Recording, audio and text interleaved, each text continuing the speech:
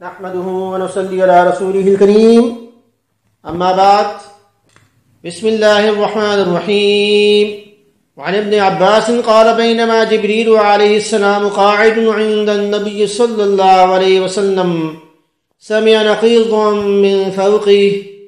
عبداللہ بن عباس رضی اللہ عنہ سے روایت ہے کہ ایک مرتبہ جبرائیل علیہ السلام نبی اکرم صلی اللہ علیہ وسلم کے پاس بیٹھے ہوئے تھے کہ اچانک انہوں نے دروازہ کھلنے کی آواز سنی۔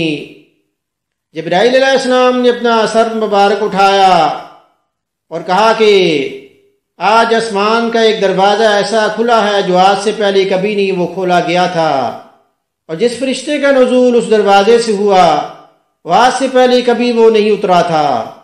تو فرشتے نے آ کر نبی اکرم صلی اللہ علیہ وسلم کو سلام کیا اور کہا کہ خوشخبری ہو، اللہ پاک نے آپ کو 2 نور عطا کیے ہیں جو آج سے پہلے کبھی کسی نبی کو عطا نہیں کیے گئے تھے، اور وہ سورۃ الفاتح اور سورۃ البقرہ کا آخری رکوع ہے۔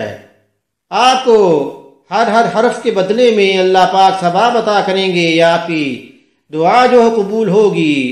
صحیح مسلم کی حدیث نمبر 1877 میں اس کو جو ہو روایت کیا گیا ہے۔ تو جس طرح سورۃ الفاتح میں ہے کہ اہدنا الصراط المستقیم، دکھا دے ہم کو سیدھا راستہ، یا یہ کہ جس طرح سورۃ البقرہ کے آخری رکوع میں ہے کہ ربنا لا تؤاخذنا ان نسینا واخطأنا، اے ہمارے رب ہمیں نہ پکڑیو اگر ہم بھول کر خطا کریں یا جان بوجھ کر خطا کریں۔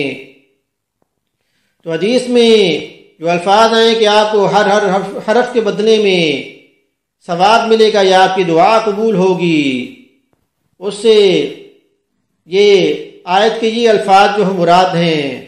اسی طرح سورۃ البقرہ کی فضیلت کے بارے میں ایک اور حدیث میں آیا کہ اپنے گھروں کو قبرستان نہ بناؤ، بے شک شیطان اس گھر سے بھاگ جاتا ہے جہاں پر سورۃ البقرہ پڑھی جاتی ہے۔